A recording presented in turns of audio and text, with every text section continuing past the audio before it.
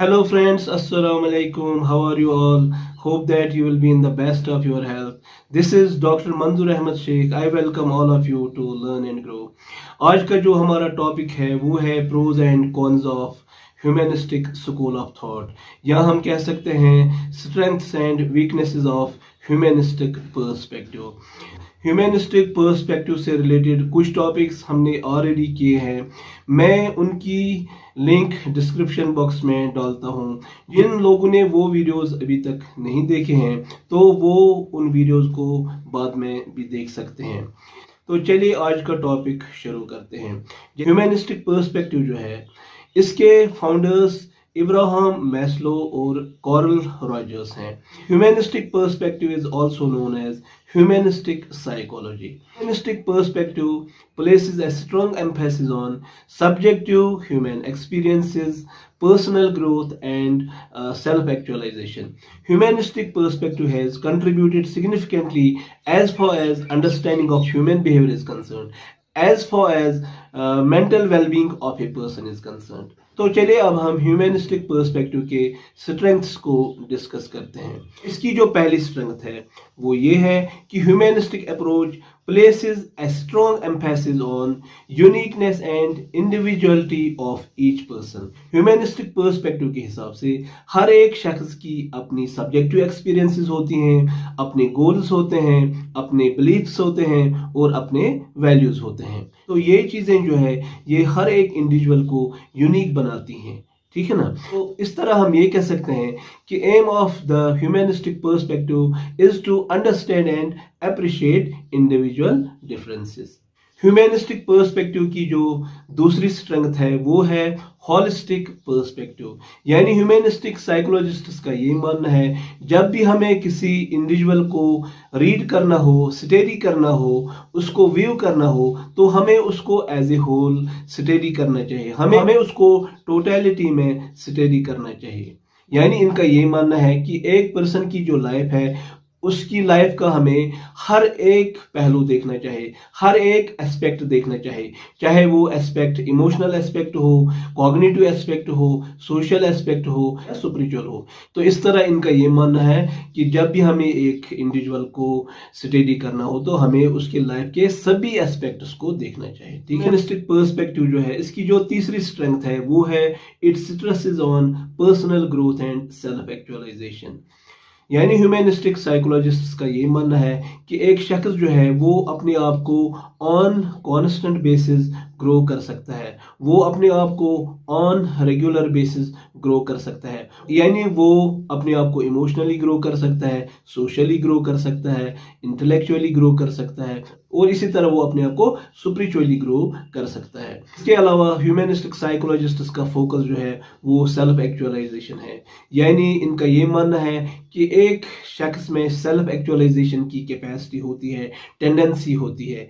एक शख्स जो है वो अपनी एबिलिटीज को, कैपेबिलिटीज को, टैलेंट्स को, पोटेंशियलिटीज को एक्चुअलिटी में ट्रांसफर कर सकता है। तो इसलिए हम कह सकते हैं सेल्फ एक्चुअलाइजेशन जो है it is the process of becoming best version of oneself। Now let us talk about the fourth strength of humanistic perspective। तो इसकी जो फोर्थ स्ट्रेंथ है वो है क्लाइंट सेंटर्ड थेरेपी। यानी क्लाइंट सेंटर्ड थेरेपी जो है ये कॉरल रॉजर्स ने दी है। तो client centred therapy is one of the best applications of humanistic psychology. यानी इसके नाम से ही पता चलता है कि ये थेरेपी जो है ये क्लाइंट सेंटर्ड है। यानी इसमें प्राइमरी रोल जो है वो क्लाइंट को अदा करना होता है, काउंसलर जो है उसका रोल सेकेंडरी होता है। काउंसलर का काम सिर्फ ये होता है कि काउंसलिंग प्रोसेस को फैसिलिटेट किया जाए, उसके लिए जो है फेवरेबल एनवायरनमेंट की ज़रूरत होती है और वो फेवरेबल एनवायरनमेंट उसको काउंसलर प्रोवाइड करता है। इस तरह जो है फेवरेट एनवायरनमेंट की वजह से क्लाइंट इस काबिल बनता है कि वो अपने प्रॉब्लम को एड्रेस करे। ठीक, now let us talk about the weaknesses of humanistic perspective. Humanistic perspective की जो पहली वीकनेस है वो ये है कि it pays less emphasis on scientific evidence and objectivity.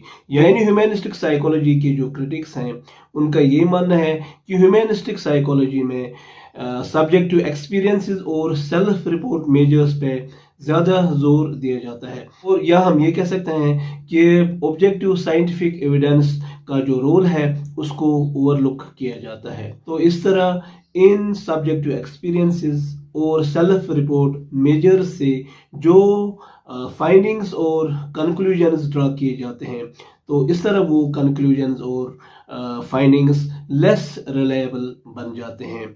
तो इस तरह वो फाइंडिंग्स और कंक्लूजन्स लेस जनरलाइजेबल बन जाते हैं। तो इसकी जो दूसरी वीकनेस है वो है limited generalizability to large population. तो फॉर एग्जांपल ह्यूमैनिस्टिक साइकोलॉजिस्ट जो हैं एक स्टडी कंडक्ट करते हैं और ये स्टडी वो एक स्मॉल ग्रुप ऑफ पार्टिसिपेंट्स पे कंडक्ट करते हैं। तो इस स्टडी के दौरान वो इन पार्टिसिपेंट्स की जो एक्सपीरियंसेस हैं उनको डिस्कवर करते हैं, उनको एक्सप्लोर करते हैं। लेकिन ये ज़रूरी नहीं है कि ये एक्सपीरियंसेस जो हैं ब्रॉडर पॉपुलेशन जो है उनके एक्सपीरियंसेस का रिफ्लेक्शन हो।